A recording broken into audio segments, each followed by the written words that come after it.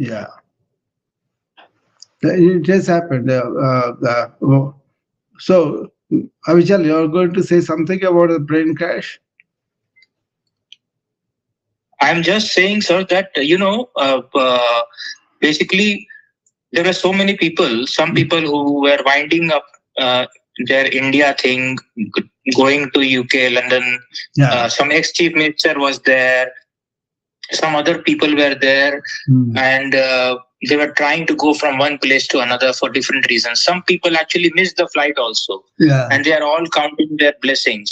Yeah. And it and unfortunately, the plane landed on a medical college hostel, and there also down there also there were some casualties. So it's like, some people try to stay indoors, probably, avoid too much outside world so that they can be saved. Yeah. But then what happens if death comes to you? Yeah. And it's absolutely, I mean, I don't know how to express this, but um, it's like nothing else but the present moment is under our control, probably. Yeah. See, that's the thing, the death is something that can happen to anybody, anywhere. But generally, you think we are doing everything okay, but every time we fly, we have the danger of going down. That is there, but the people assume that everything is okay, and then we kind of try to be excellent. The pilot also, maybe, he was trying to do the right things, but the engine was bad in London before they started from London to Delhi. And then Delhi to Ahmedabad they came, and then Ahmedabad to Delhi, not Delhi, again London. That is where the problem happened. But problems were there before the plane started. So I think they did not fix it properly, or they could not fix it properly. I don't know what happened. But that is the thing. Death can happen to us any time, right? But then doesn't mean you kind of only think of that and miss the present, what's going on here. Yeah. Not only that, generally also people are looking at what's happening with our earth, what is happening with this politics, what's happening with this new technology. So many became very uncertain and unhappy and worried too. So this runs under them, under their mind, and then robbing the joy. Otherwise, they can enjoy things. You could understand that kind of mentality and then come out of it too. So that is what I'm talking about.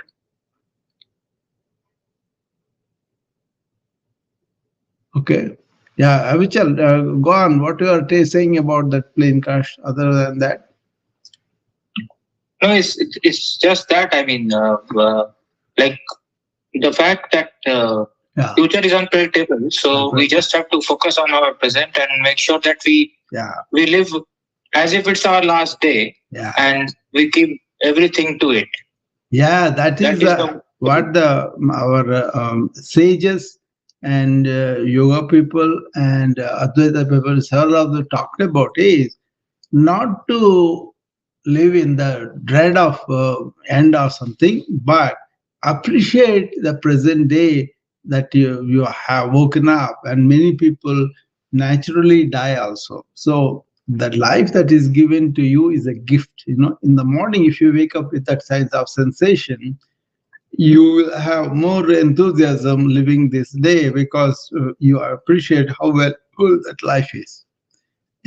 That means you have to come to this attention to this moment, today, this hour, this minute. Okay. And if you live like that, then you live every day very fully. And that is the benefit of knowing we're going to end this life and all of that. But then at the same time, we have it now. We're not ending tomorrow. So that kind of sensation and makes today live better, much better. If you look at it, many people have this experience with the death. Shankara used to carry that every day, Adi Shankaracharya. So death is with him at any moment. So he only lived 32, and then he did enormous work in the 32 years. Vivekananda, he lived he said, I wouldn't last beyond 40, and then he died at the age of 39. Enormous work. Even now, his influence going. The Shankaracharya is going on. Ramana Maharshi, he had a death experience at the age of 16 in Madurai, in his uncle's place where he is there in the upstairs. And then he suddenly had this fear that he has this death coming on.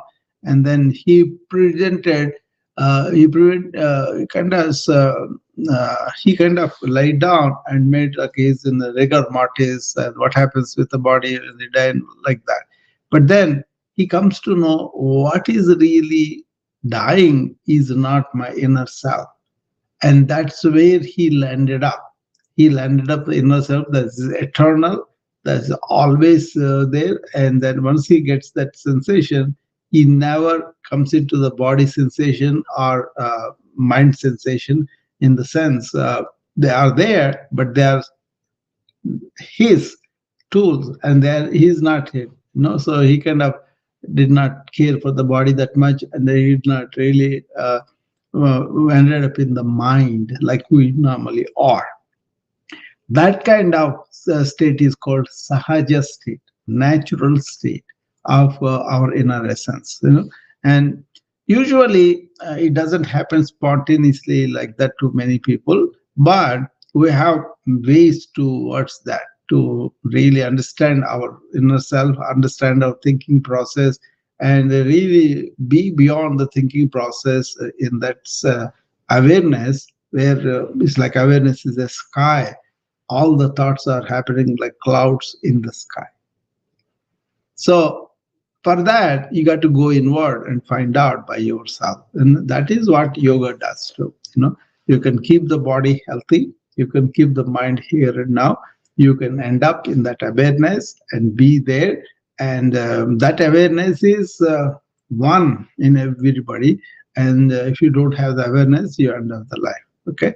So that kind of importance of death is not that you have to dread it, not that you have to feel, okay, I'm very sad, I'm good. No, you are more aware of the value of your life, and then you live fully, completely. Make sense, Avijay? Yes, sir. Yeah, that's why. But then people are really landed up in this uncertainty. So I was reading Zakaria, Baruch Zakaria. He wrote a book of Age of Revolutions, and then he talks about how young people are really uncertain about what's going on in their life. And then I wrote an article about two statements, one from J. Krishnamurti, one from Ramana Maharshi. J. Krishnamurti said, the only certain thing in life is change. For sure, change will come, So once you understand that the uncertain thing is always like this, then you'll be able to, come in and understand the changeless is what our inner self is, and then whatever change comes, you welcome it, not you dread it, right? That kind of thing. I think the article you can read it, or a talk I did a few days ago. And then Ramana Maharshi said, one's attention, like here, this moment, should always be on the inner self. One's attention has always to be poised on inner self. That is what is really yoga is, where you say the inner self is part of that bigger universal self, and that's we call Brahman. And this Jivatma is recognizing that I am that, and that is staying in the real yoga, and then doing everything. Then you will do stuff with your body, and then your body will be healthy because your mind is stable.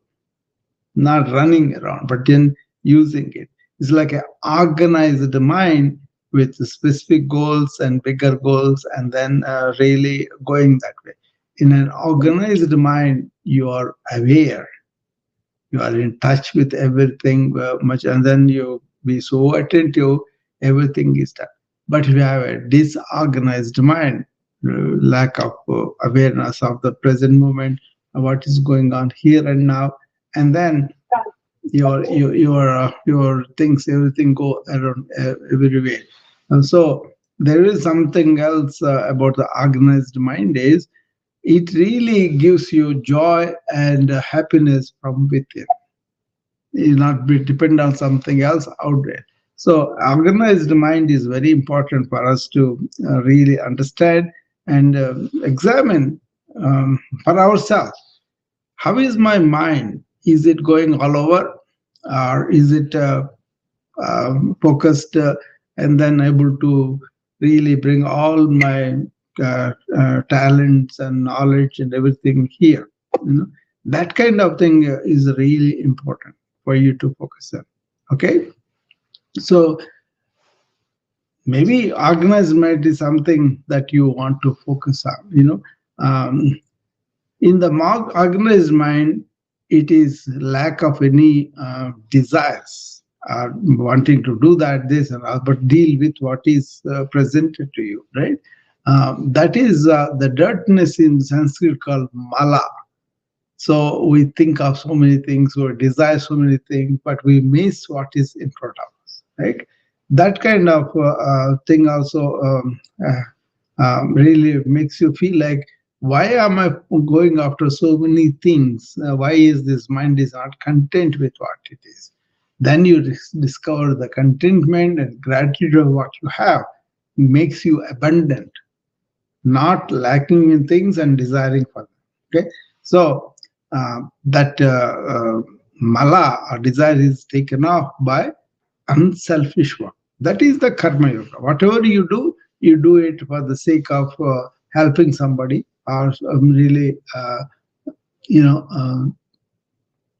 so it's a question of understanding that, and doing our work in a yogic way means that you are not allowing your own personal desires, your own cravings to come into the place, but you can say, let me serve, let me give to the life, to the world, that kind of thing.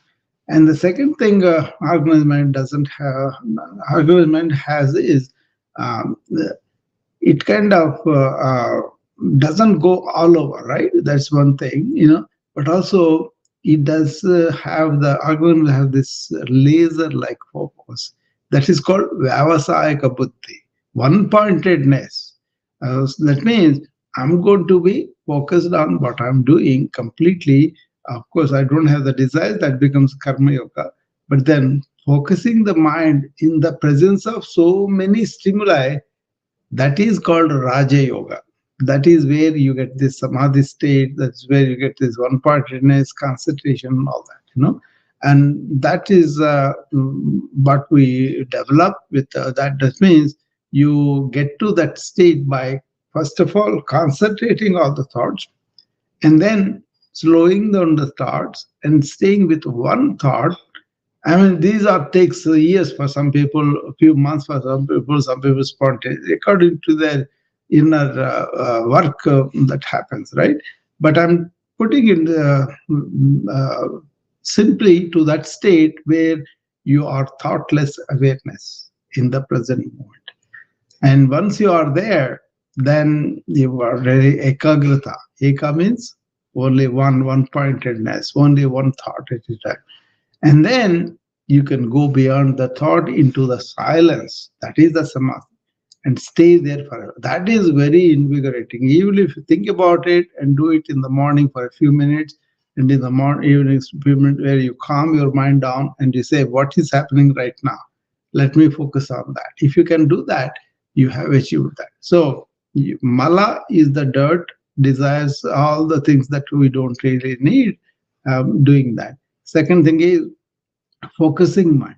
A focused, purified mind really knows what is behind behind the thought? What is that silence? What is that serenity? That they called about enlightenment. Enlightened, one meaning is that we have the light, we saw the light. The other meaning is I don't have the weight on my mind. Lighten. See, once they are lightened from the heaviness of thoughts, and that is the stage we're talking about in flow. So yoga way of described in Patanjali Yoga is considered the best concentration way, best way to be one-pointed, best way to be one awareness and all. That is thoughtless state. And when you are in that, you can use the thought for a while and then go, but not being led by the thoughts, not being the slave to the thoughts. That's what happens. So actually, there's a book titled Flow, and that is written by Makal, some Russian name there. But he talks about Patanjali Yoga as being the best way, but he also talks about how many bits of information the brain can handle at a time, and you don't want to think different things when you are doing something, right?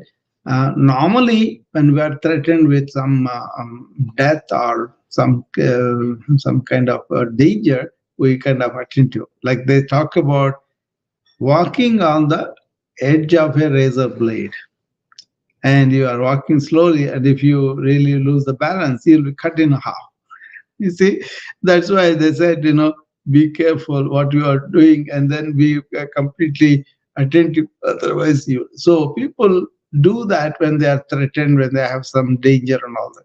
But you don't have to be like that, but be just calm down and then focus on what you are doing and understand why your mind is not focused, because of the conditions around us.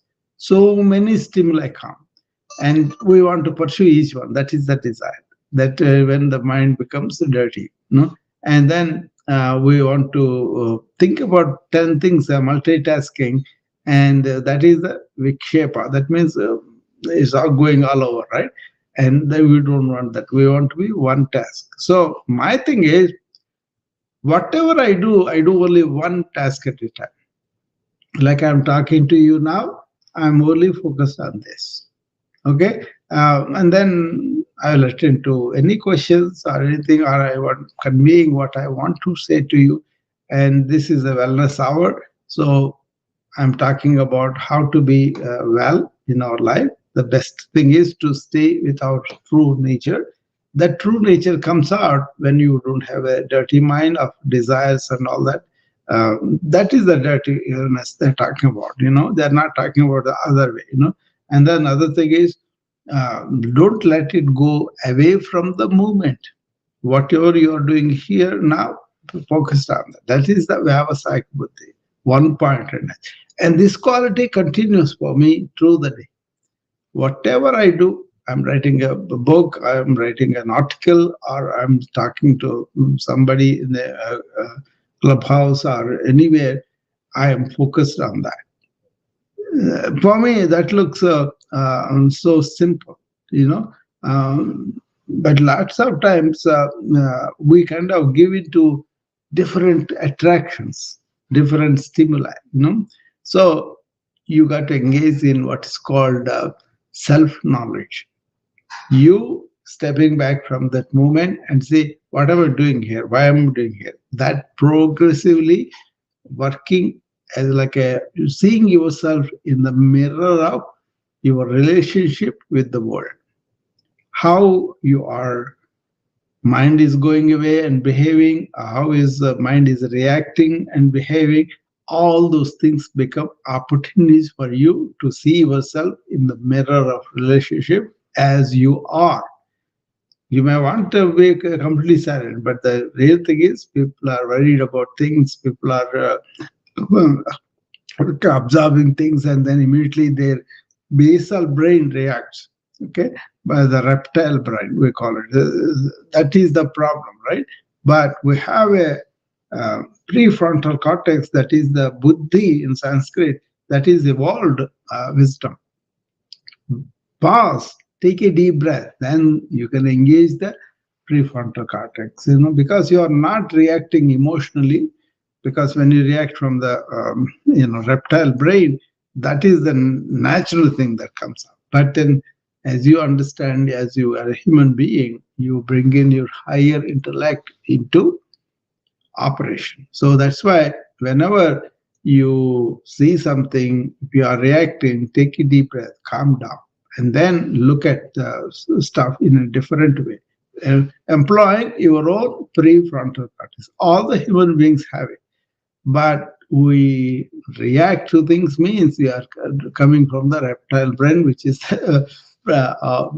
really fight or flight thing. That is the one, right? Everybody has this immediate reaction, that is the one you want to call. And then you will be non-reactive, but responding to whatever that the situation needs to be done.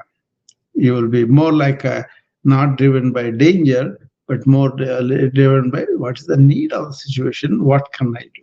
Okay, this is what is involved in non-reacting, but responding. We talk about it in the morning routine because the deep breathing is for that.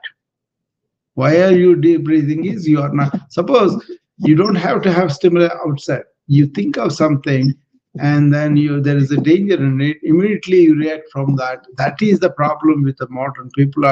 They are doing so many things at the same time and they worry about so many things, and that's why they don't have a peaceful, calm, like a flow-like state. They may have money, they may have other things and all that, but they don't have this peace of mind. They don't have the quietness of mind, which is really a wonderful privilege for the human being. Animals do not have that. Okay, so it's a kind of having that kind of mind and then staying there. That's much more important than agitated, worried mind. So even how come these yogis be quite like that means they know the body and mind may be temporary. I will die and the body and mind will go.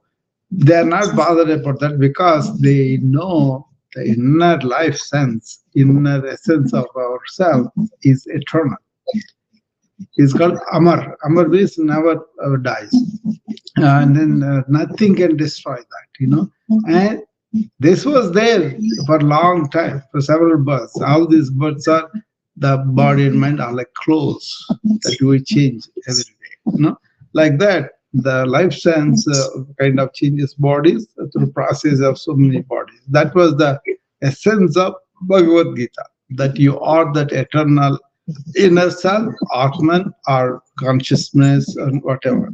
Once you establish yourself, then you don't worry about the death also, you will live well, but then when death comes, you welcome that completely, but not in the sense of dread about the death. That is something, physical thing that's born, that's going to die. That we understand, then we don't have the problem with that. Okay, so death is feared by people. They give, oh my God, that is all a myth. Death is something like a transition to some other life. Once you have that, you will live very fully in the present moment because you are focused. You are not worried even by the death and all that, but you are focused and you do everything. So develop that sense of I is what is it? So what yogis came up was called self-inquiry. Meditation is to calm the mind, concentrate the mind, keep it here and now. But then asking questions about who am I, what am I, why am I, all those fundamental questions were very much really explored in the ancient India and other places. But then most of the modern life is oriented towards outward life, not the inward life. International Day of Yoga is one way to remind us. It's not the only way. It's one way to remind us that go inward, find out who you are. and staying and understanding who you are, then do everything in life. Enjoy life, provide work and service to other people, and really enjoy the other people, relationships, and whatever that comes your way and all that. But not enjoying other outward things, but your inward joy and happiness comes from webbing out once you are preventing the problems with the body, problems with the mind, then you will discover, you will be in touch with that ebbing of love and joy. That is called Sat Chit Ananda. Once you are that inner joy, which is subjective, which I cannot say you experience this and your experience is your experience. But for that, you got to go inward.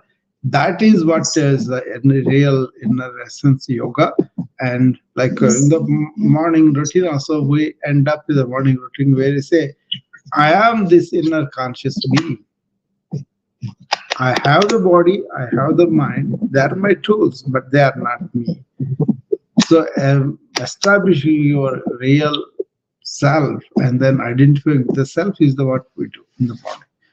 So when I say deham, naham, body, mind complex is deham, naham means I am not. I have them, but I am not them. Okay? And then koham, soham. Then who am I? I am the inner self. Soham has this so is that universal consciousness or awareness, and aham is myself, my jivatma and all that. But that is not separate from the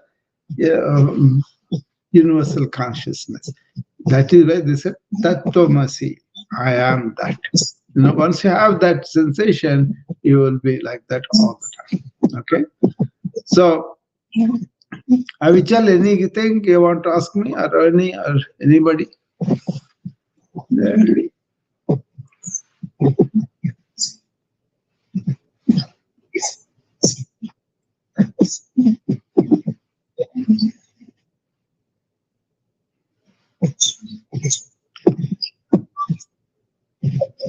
Okay, another 10 minutes we can do this and then we can go our morning routine exercise. Okay.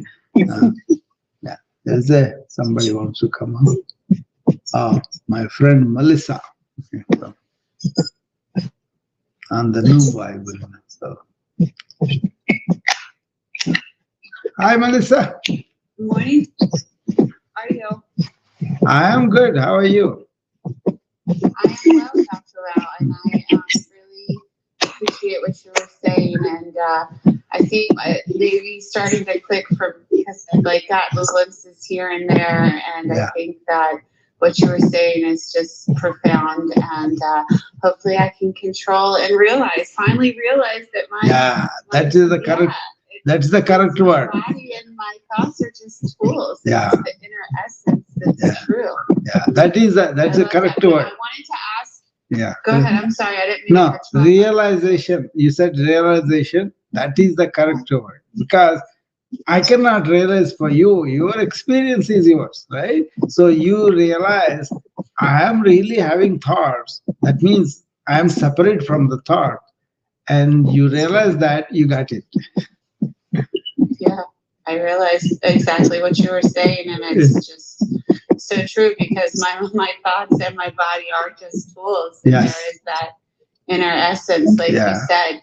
But I wanted to ask you, you were talking about something on Saturday. What do you have going on Saturday, and what time is that? You said the International Yoga thing? Yeah, they celebrate International Yoga because United Nations declared that day as the day because they recognize the contribution yoga can make to the human life wherever you are. It's not a property of India, like a science is not a property of anybody, right? Like that, this body of knowledge we can employ. We don't have to be Hindus, we don't have to be anything like Indians and all that. What it is you have a body, you have a mind, you have a heart, and you have an inner essence which gives you the animation to the body and mind and all that. And establishing yourself in that, and then you can manage your body and mind and everything much better. That's why it's a gift of ancient Indian rishis or seers. They were able to understand life in a much deeper way. And like Chinese, for example, Tao, they were able to understand deeper way. Japanese, Zen. So I have always for that ancient Indian wisdom, but you can use the modern science with all that we do with so many things, outward dangers, inward dangers with the science also. But when it comes to inner awareness and not taking medication, doing it, I do yoga. You see, I want to show people how a daily life is connected with that kind of thing and how that improves. Suppose you are in this inner sense, and that is real yoga. And then you are doing your regular duties, whatever you enjoy, the relationships and all that, they become transformed. Like, for example, Melissa and me, I don't say Melissa is somebody else. Why should I do it? No transaction. You are a human being, I'm a human being. So I'm relating to you at that level without expecting anything in return from you. So I be a friend to you, I contribute to you, and in that way I'm in yoga and then doing things because I'm self-sufficient. I don't need anything from you, but just sharing things. So daily life, how can we get up, make our body, mind, heart work better with this understanding? And also, how can I go and contribute to the life, to the society?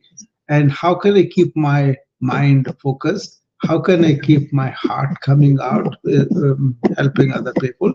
So everything is 5 different yogas are combined into our daily life without converting to any other religion, without adopting anything like that. Just understanding, getting the knowledge. So that's what we do with the science too, right? These are inner sciences that were experimented and really come to thousands of years of practice. So what we are trying to do is now to learn it, understand it, and apply it in our lives. That's what we're going to do. We will do the yoga exercises, we will do the breathing, we will do the meditations and all that. But really understanding what is the real importance of yoga. What is real yoga? That is the question. What is real yoga? Is it just doing some exercises or just doing some breathing and all that? No. It is this understanding and stationing in that and then doing everything else. That's beautiful, Dr. Rao. Yeah. Come back, Melissa. I think you're out of the time now.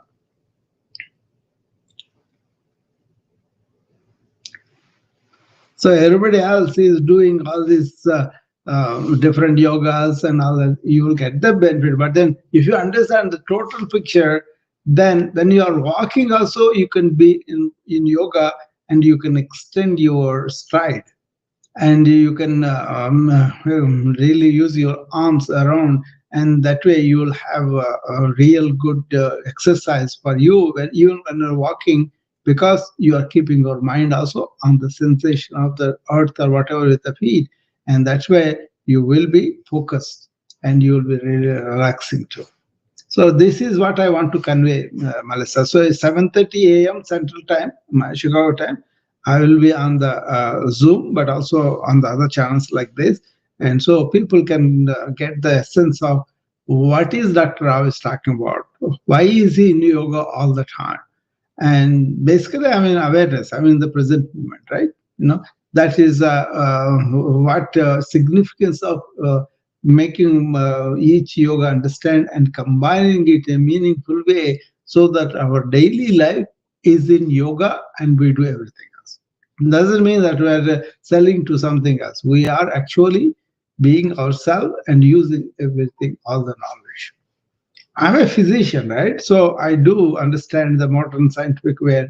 But then when I extend that understanding to inner sciences, I became complete with outer science and inner science combined.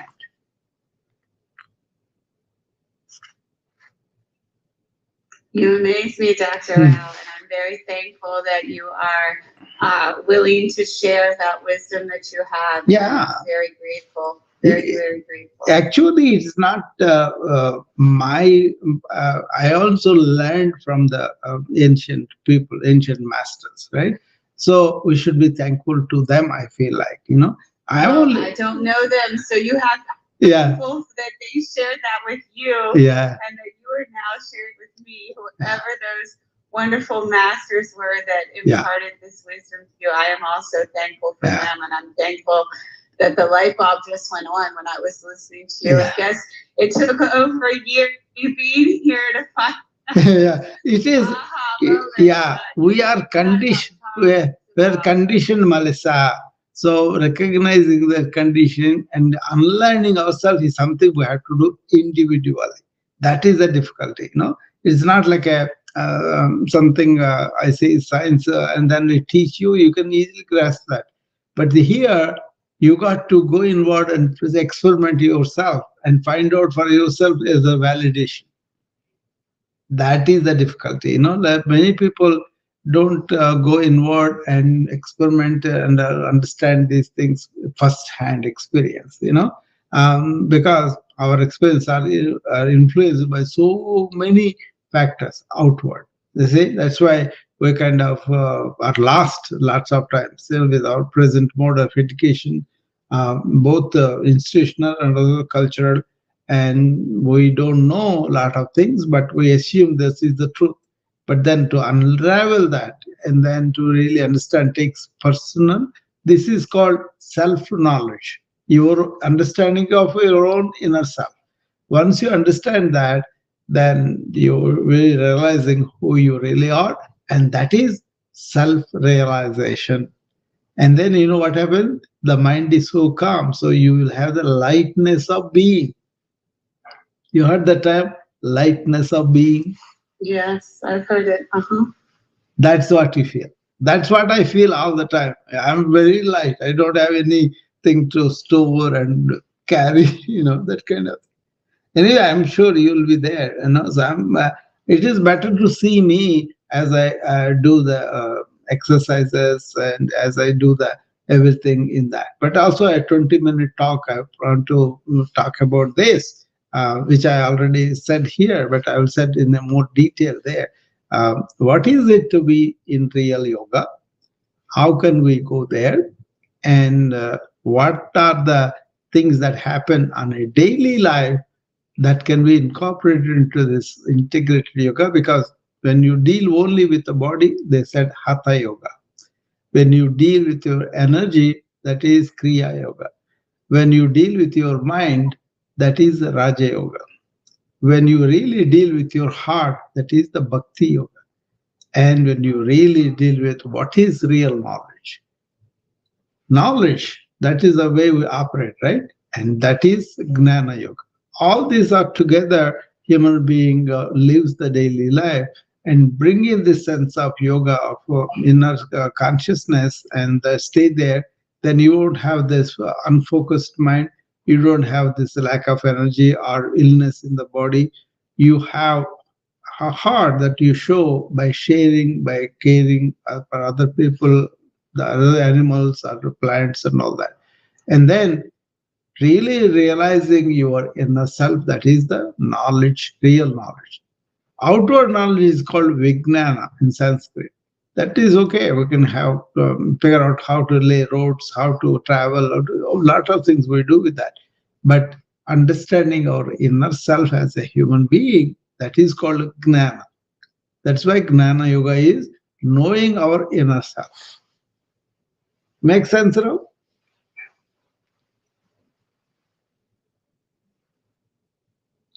So once you understand that, you will be focused on that. Okay. So now it is our time to do our own physical yoga and also our own energy yoga, our own focus yoga. So what do we do in the morning routine? We stretch our body, that is the body work. We take deep breaths, that is the Kriya yoga. And we kind of focus in this moment and see my touch with the air coming in through it, that is the Raja Yoga, that is the focusing the mind. And we are doing it out of love for other people, so that what I'm doing is convey to people that will be healthy and focused and wealthy and all that. Right? So that's a service, But we're also developing this attitude of I'm going to go, whatever I do, I offer like a service. Right? We talk about that too. So one of the 7 principles, right? So, and then we are not reacting because we are not acting from the reptile mind. We are taking a pause and then acting from the higher buddhi, higher intellect, prefrontal cortex. Okay, that is there in our morning routine. And we are really understanding who we are empowering ourselves in the, last mudras and everything that we do when we say, Deham Naham Koham So. So you see, all the 5 yogas are there: body, energy, mind, heart, and then the 5th one is the knowledge. All these 5 yogas are we doing here, and we want to take this as a fragrance to our life or whatever we do. That is the significance of morning routine that I conceived, because people are not keeping their body healthy, not being their energy aligned and the mind focused and heart of giving heart, and also understanding we are all actually one energy. And in that way, that energy is me, and that identifying with that is what we do in the Shambhavi Mudra at the last one. Okay, so there is significance of morning routine. Not only keep the body healthy, mind focused, heartful service to the world, but also understanding who we are. So as you listen to me, as you do that affirmation, I am that inner consciousness. Ko hum, so hum. That so hum is a vast Brahman, vast energy, only one energy. In that, I am there too. I am also part of that. That is so hum. And then you say, I'm not just this body and mind. They are my tools. I'll use them. But you keep them properly tuned and properly using for you, and then they are working for you in that way. So you have a full life if you really understand and operate like that in daily life. Okay. So now let's start our morning routine of 7 principles. Stretch the body, deep breathe, and keep your mind here and now. And observe the thoughts like objects. That's the beginning of trying to focus the thoughts, right? And then finally you do the other one. Okay? So the 3 attitude to cultivate is, I'm not going to react. I'm going to respond to things. That's one thing. Second thing is, I am going to offer service to the world. And the third thing is, I'm going to take both the wins and losses equanimously, not being really pulled down by defeats, but learning from that and using it to be winning later on too. Okay, so those are the 7 principles, and if you do them, if you live them, not do them, if you live them, then I'm sure you won't have the stress that we are feeling in the modern times. A lot of things coming up that can make you very stressful in life, but understanding this is much easier. Okay, let's start the morning routine.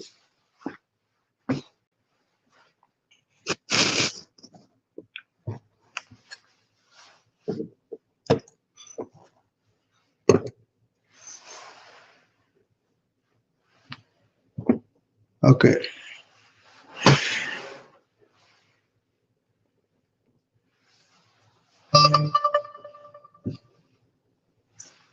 I'm in my yoga studio, and so that people can really see me completely.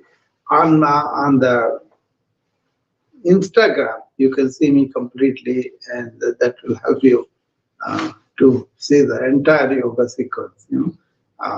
I'm also on the other channels, but Instagram is showing me completely head to toe. Okay, so let's start our morning practice with the preliminary breathings to warm us up, and then we'll stretch our spine, and then we'll go to the bends, and we'll go to some asanas, and then we'll come back to the formal breathing.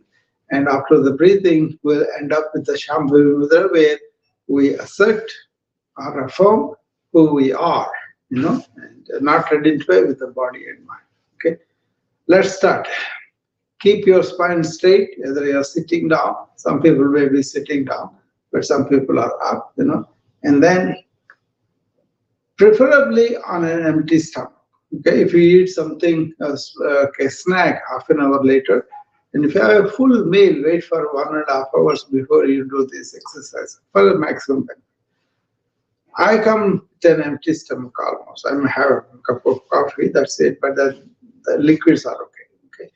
Now, let's take deep breaths through the nose as though you're sucking air from the level of umbilicus. Okay, 7 count you breathe in, and as you see your abdominal wall raising, and then hold it for 4 count, and as you breathe out, abdominal wall going inward towards the spine, you breathe out for a count of 8.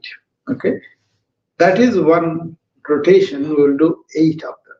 And if you do them before breakfast, there's a Vastrika, and also before lunch, before dinner, this is more than enough, like a breathing exercise itself. It does wonders for you. But this is the deep breathing. Make sure diaphragm comes down as you deep breathe in, and diaphragm goes up as you breathe out. Okay, that way the lungs are fully expanded and fully contracted. Okay, let's start.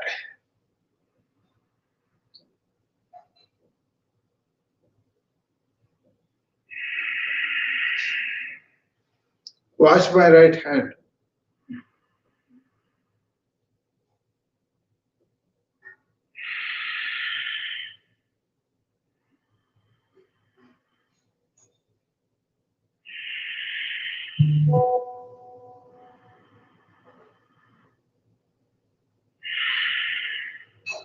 Four complete, 4 more.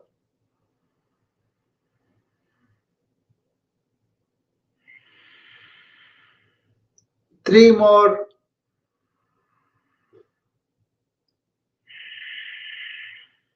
Two more.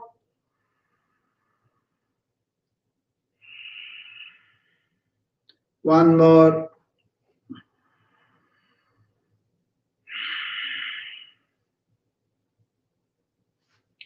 That is Vastrika. Second one is raise your hands up to the elbows bent, palms are facing the camera, and now take the palms up and above your head, extending the elbows all the way up. Take deep breath in through the nose as you are doing that. On the top, and bring the hands down as you breathe out through the nose.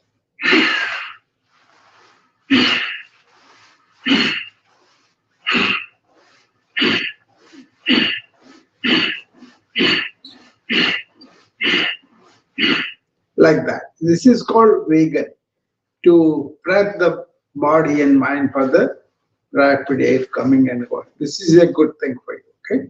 And now we're going to do the deep breathing exercises where you expand completely the both lungs and also contract them completely. Okay. Clasp your hands, put them under the chin like this, and as the elbows rise, and you take a deep breath through the nose inside. Head goes back. That's the top.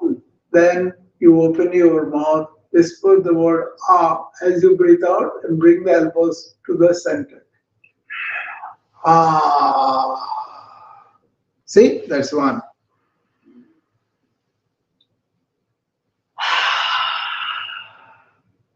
Two.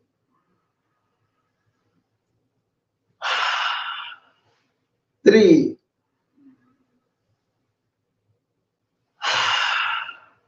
Halfway. 4 more.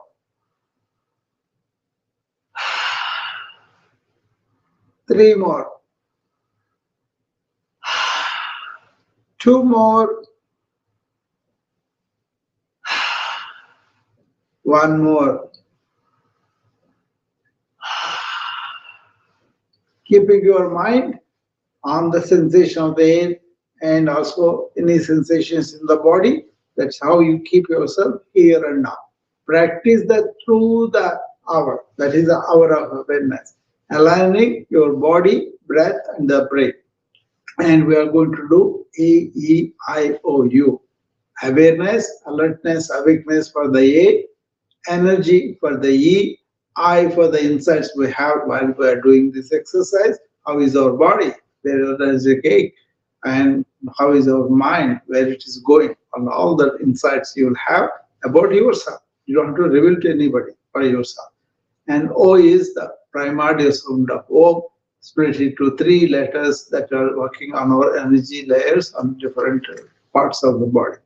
And then finally, we are identifying who we are. We are part of that universal consciousness operating through us as our individual consciousness. But in reality, we are that. Okay, that is the yoga. That is the highest thing in yoga. Okay. Now we're going to do some spinal bends, right? Keep your feet a little wide apart and then clasp your hands and show the palms to the camera like this and the elbows extended. Now take the elbows all the way up and hands up, okay? And stretch to the sky, okay? And now twist the body to the left side. First the torso, the body. Then twist the neck and look over the left shoulder to the back. 3 breaths there. Assume the Sthira Sukham Asana. That means stable, comfortable position. Okay, don't do what is beyond your capacity. Now twist to the right side. Do both sides of the body, right? And then twist the head over the right shoulder to the back.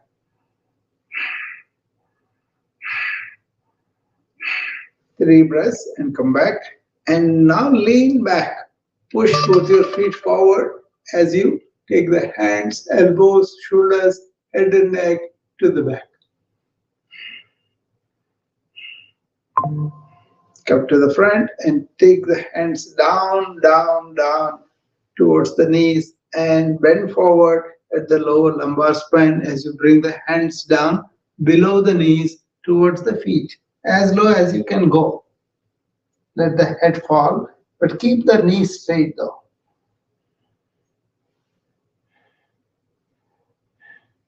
And come on. This is spinal twisting that way, okay? We will do the second variant of spinal twisting, keeping your hand, right hand on the left shoulder and left hand on the right shoulder. And stand tall and now twist the body to the left and twist the head over the left shoulder to the back. Look at something in the middle of the back.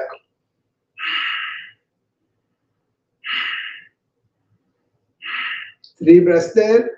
Come back to the original position. Now twist to the right side. First the body, then the head over the right shoulder to the back.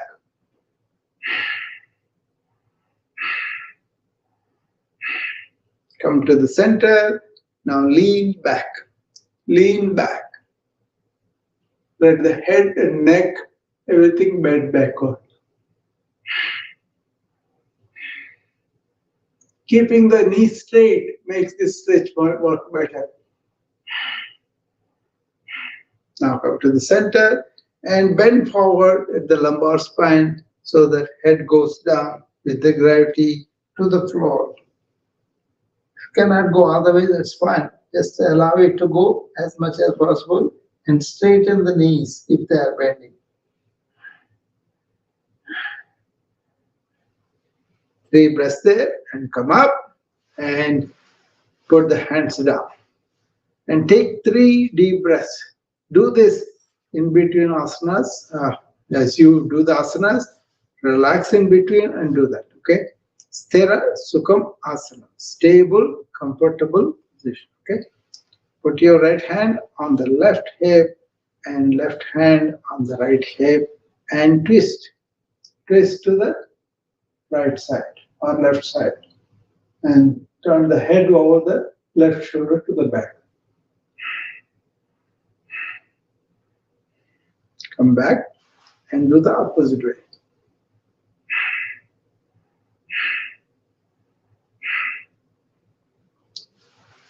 Okay? Those are the spinal twists which awaken you, which make you come and stay in this present moment and do all the work. So this is an hour of awareness, thoughtless, awakened, alert state. Okay? Practice that all this hour and do like that through the day. Okay? Take it like a fragrance from the morning time. Okay? Every 1 hour, take 1 minute and take deep breaths and bring yourself to the present moment and then walk. You won't have brain fog, you won't have information overload or none of it. Okay?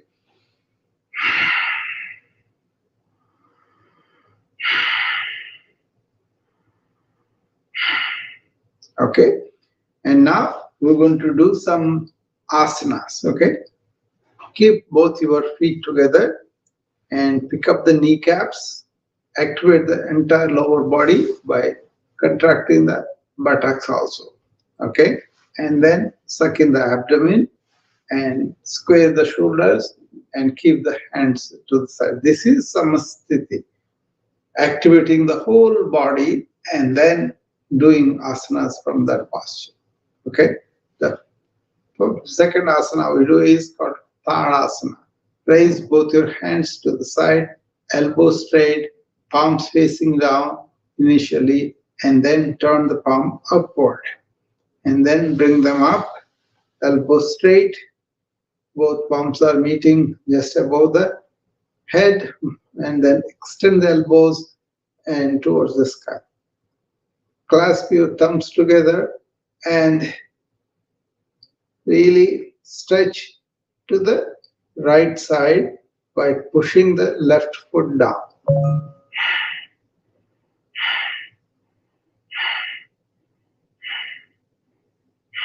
Three breaths, come back to the center, stretch to the sky, and stretch to the left side. It's a stretch pose, not a bending pose. And right foot goes into the ground as you stretch to the left side.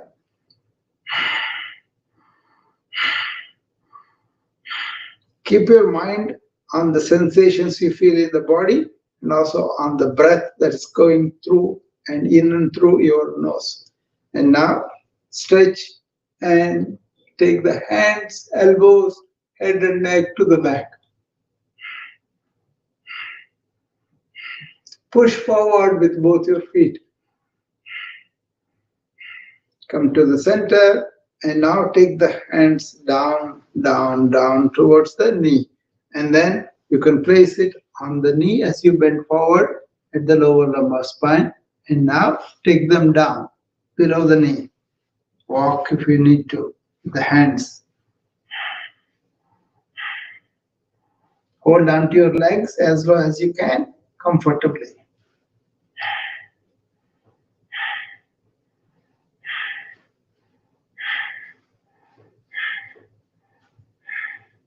And come up, one vertebra at a time as you breathe in. Keep your feet 6 inches apart. Take 3 deep breaths now.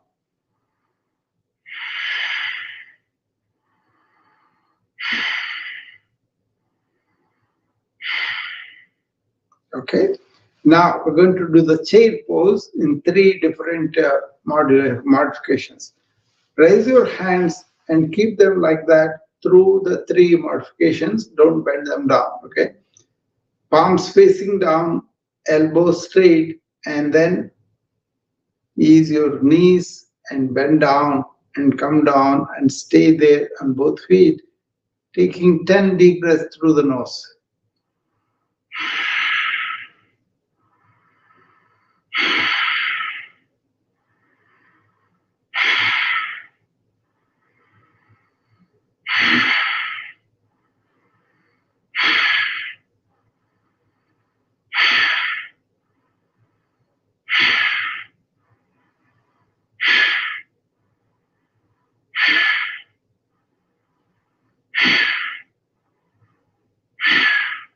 Come up, and now raise your heels and you stay on the toes and bend your knees and come down and stay there for 5 breaths on the toes.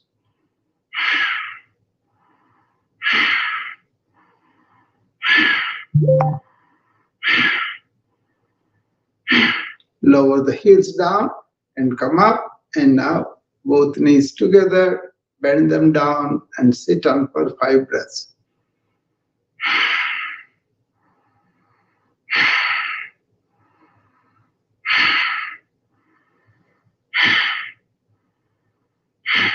See, this is for the balance and concentration, and also work out for the upper arms too.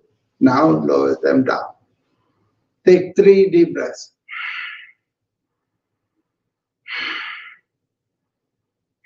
Now we will do 3 bird poses. Okay, first we'll start with the eagle pose. Stand firmly on the lower extremity of the right side. Okay.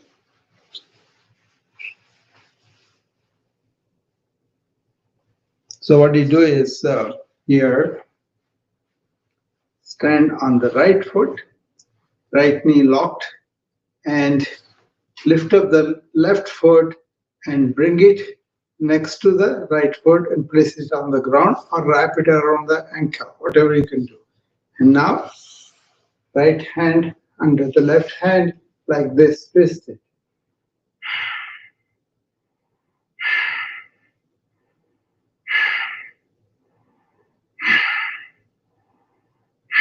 Five breaths there.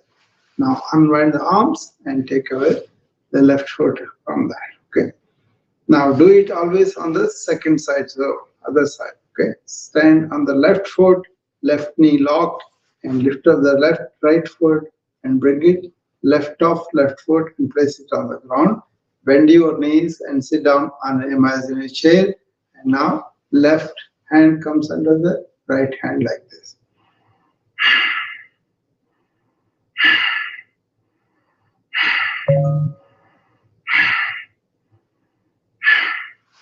Come up and unwind. 3 deep breaths.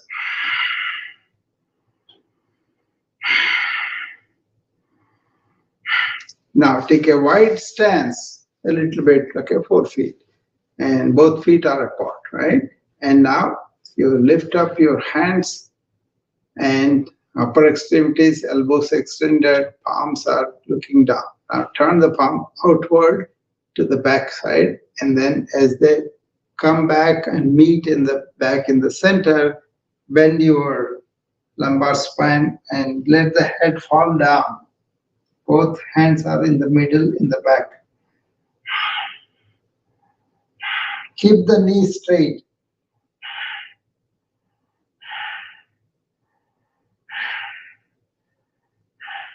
Come up and stay there.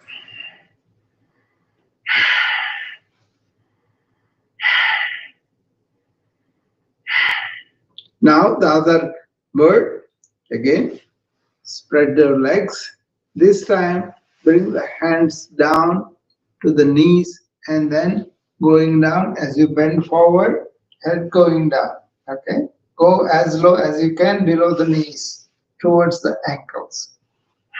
And hold on there and stay there with the knees straight.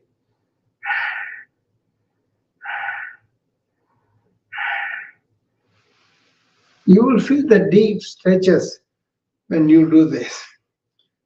Extend them every day a little bit, thereby you increase the stretch a little bit more and your body learns to stretch much better in the same asana, okay?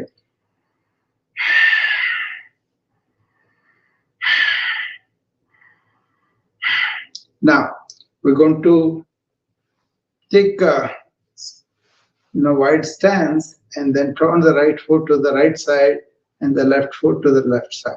And then you're kind of putting both your feet like this and then bending your knees, sit down on an imaginary chair and bring your hands both together in the middle, like in Namaskar Mudra. Stay there for 3 breaths.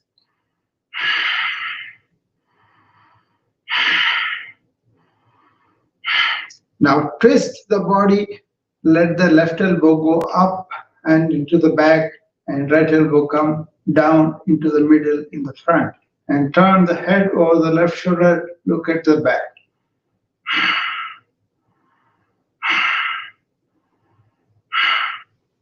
Come back to the center, and now go the other way.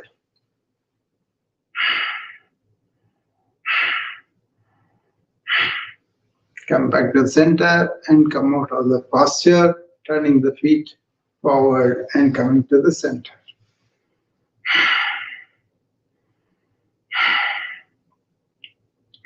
Okay, and now we're going to go to the Virasana.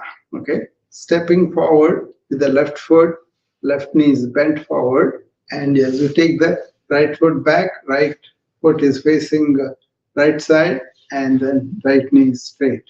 And bring both your hands to the side of the body like this, and bend forward on the left knee, and bring the hands up, facing each other at the shoulder level, and then take them up all the way and clasp all the fingers together except the index finger, and stretch the elbows and straighten to the top.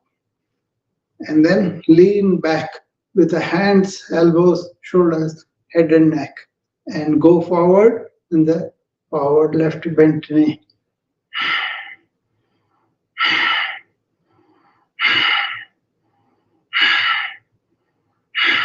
Five breaths. Now release the hands, left hand goes forward and right hand goes backward, elbows straight, okay, palms facing down, and go forward on the left knee in the front.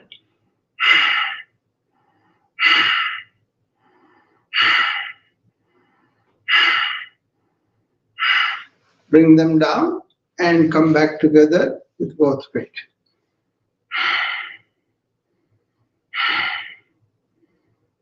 Now, right side. Right knee bent forward and right foot is forward, and left knee is straight, left foot is facing the left side. And now bring your both hands up in the front and take them up and clasp the all fingers except the index finger and stretch the elbows to the top.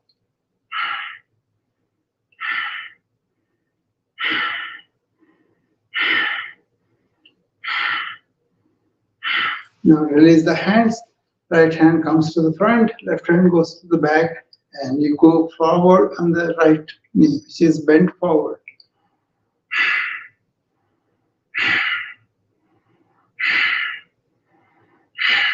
And release and come down.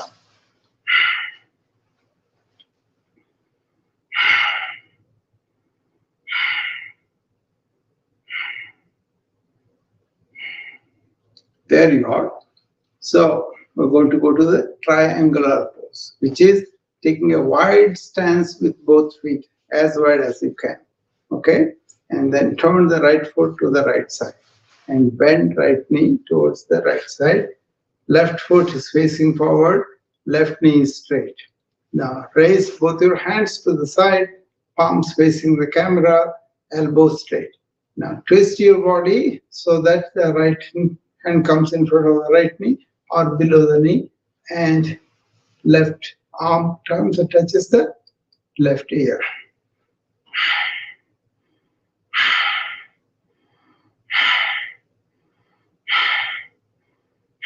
Five breaths there. Bring the left arm down, right arm up, and turn the right foot forward.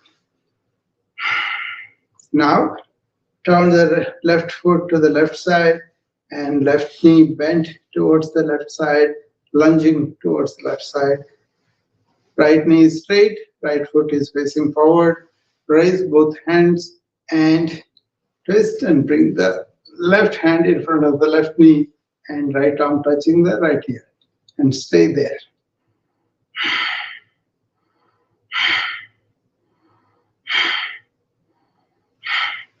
And there you go. Turn the left foot forward and come back to normal.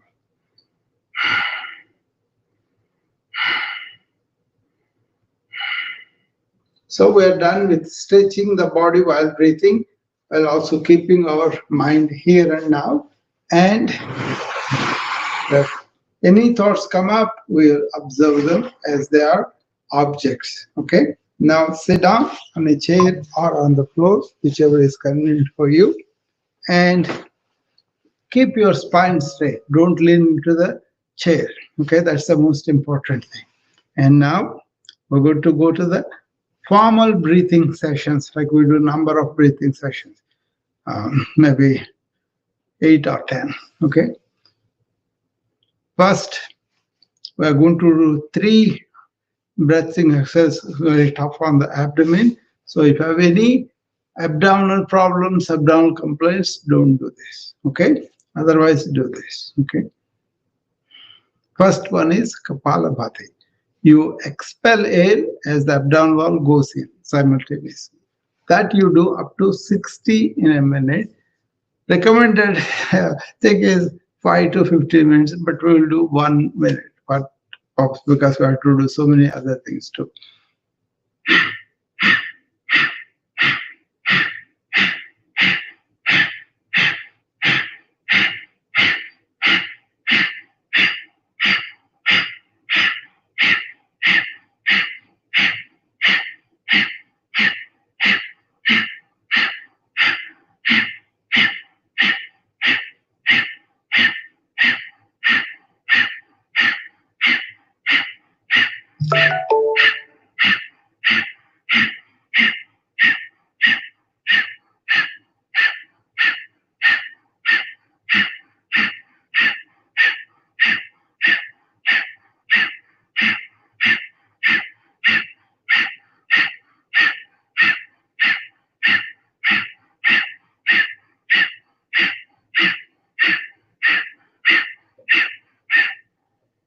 Okay, I did more than 60, but that's okay.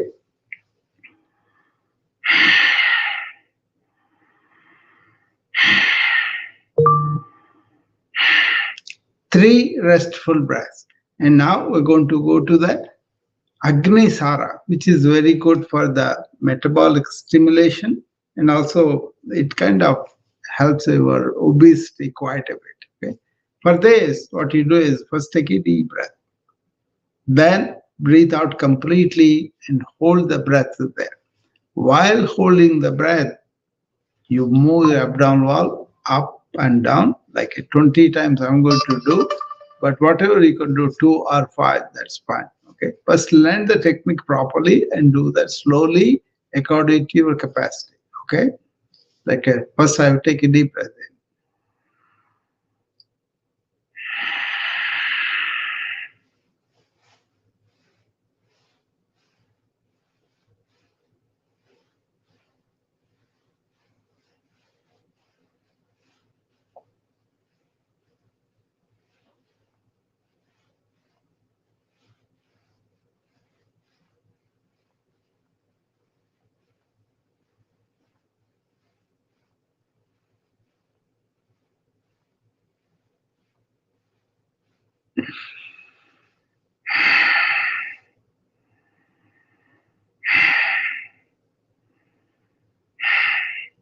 Okay.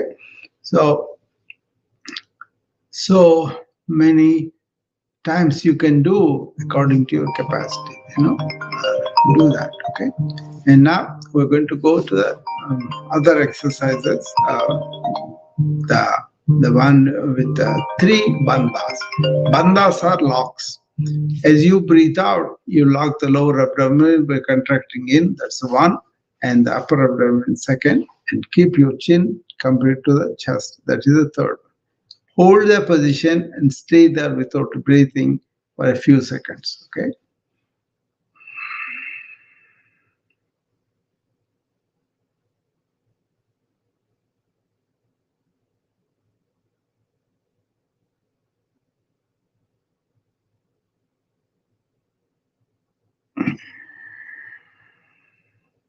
Breathe in, come out of it, and stay there.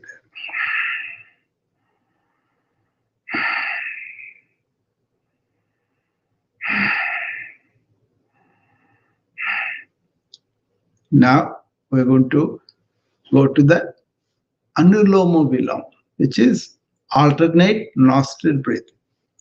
Use the right hand, both the thumb and the ring finger like this, and close the right nostril with the thumb and take a deep breath through the left nose. Keep the mouth closed. At the top of the inhalation, release the right and close the left and breathe out through the right.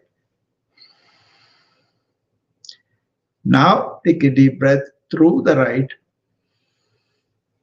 close the right, release the left and breathe out through the left. That whole circle is one cycle, right? Let's do 4 more, starting with the left.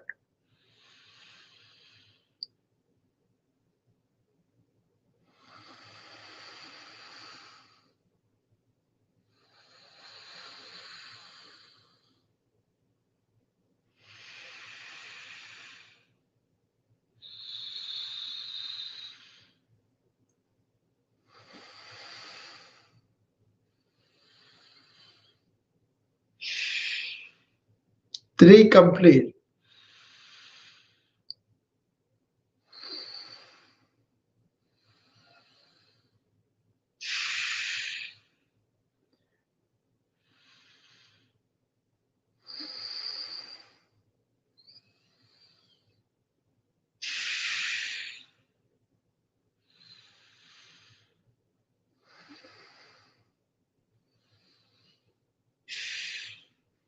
There you are. That is alternate nostril breathing, Nadi Shodhana or Anuloma Viloma. Cleans up your energy channels. And now we're going to do bumblebee. Take both your thumbs and close the ears. And keep your index and middle finger on the forehead. And close your eyes and keep your ring finger on the closed eyes gently. And let the little finger hang around the mouth. Close your mouth and take deep breaths through the nose. As you take the deep breath in and as you breathe out, make the sound of a bumblebee. You do this 5 times.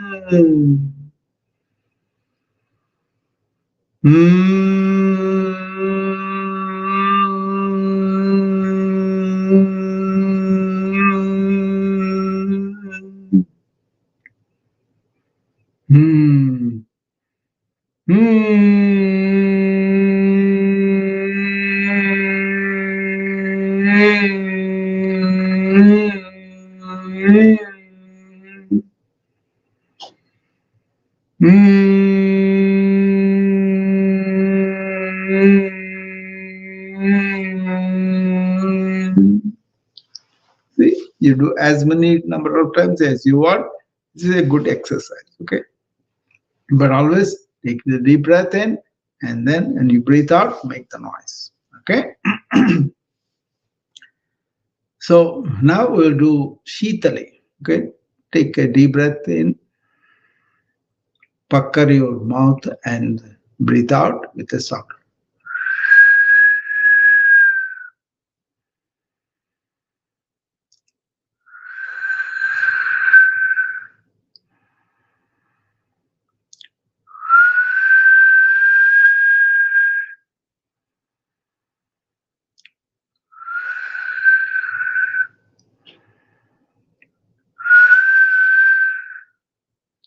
That is Shitali.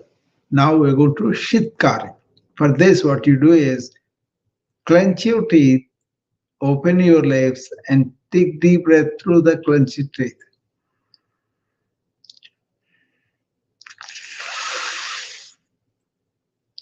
Close the mouth and breathe out through the nose.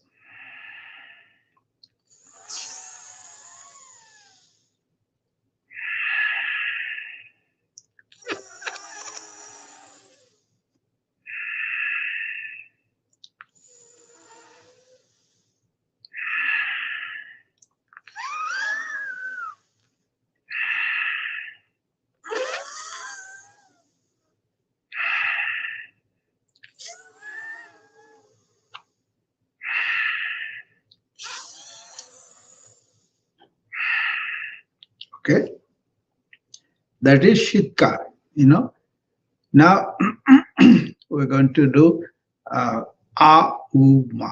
First, let's do Om. 3 times Om. Take a deep breath. As you breathe out, say Om, A-U-Ma. Om.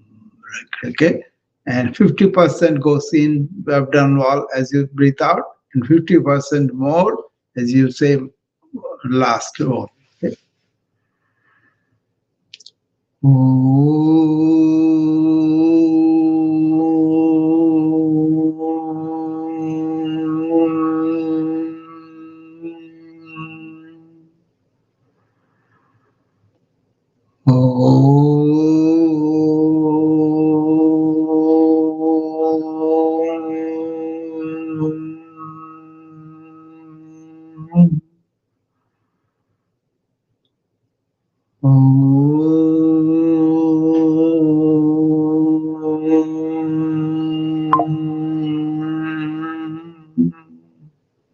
You could do it as many number of times as you think is good for you. It's very good for you, even if you do this while walking.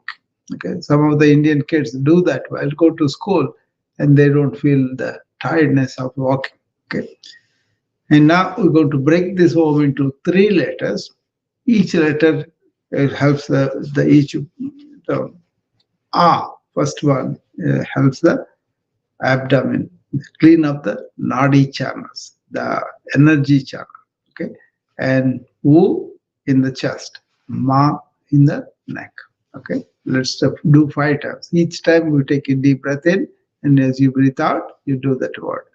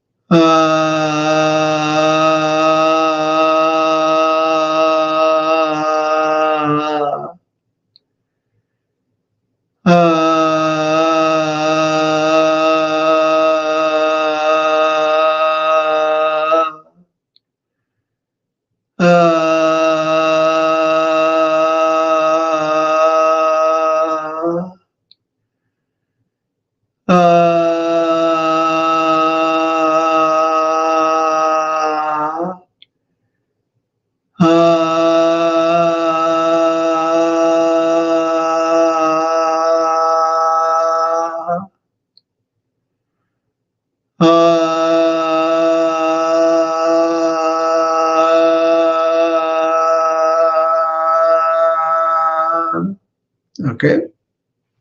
Now we're going to do Oo for the chest.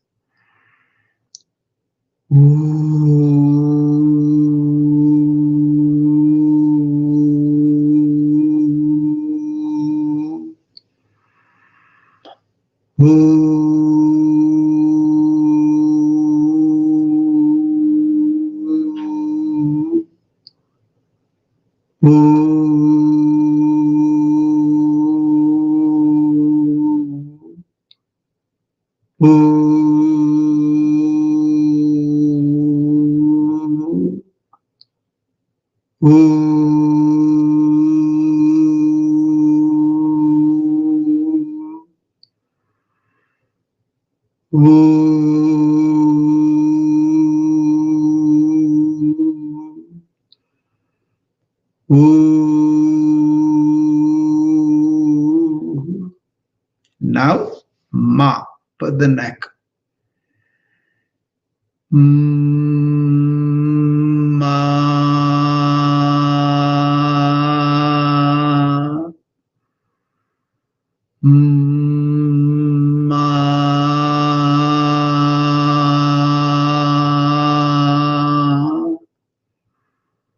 Ma.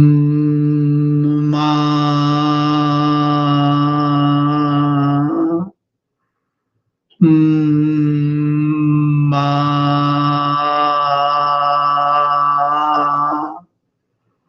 Ma.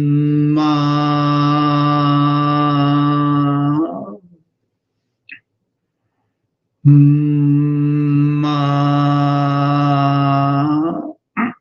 So those are the three channels that we did. Okay, and now we're going to do the Shambhavi Mudra, which is putting both in your hand like this, and then put it down and tilt your head to the back, and now take deep breaths through the nose, and as you're taking the deep breath in, say Koham Soham, I am this conscious being. And you breathe out, say Deham Naham, I am not just this body or mind, they are my tools. So when you take a deep breath in, question who are you, then affirm, identify that you are the inner conscious being, that energy, that life force that gives you life, right? And you have a body and mind, they are infused with life. Okay, let's take deep breath in. Koham Soham Deham Naham, I am the conscious being. I am not just this body or mind, they are my tools. Koham Soham Deham Naham, I am the conscious being. I am not just this body and mind. Koham Soham Deham Naham, I am the conscious being. I am not just the body or mind. Koham Soham Deham Naham, I am the conscious being. I am not just this body or mind.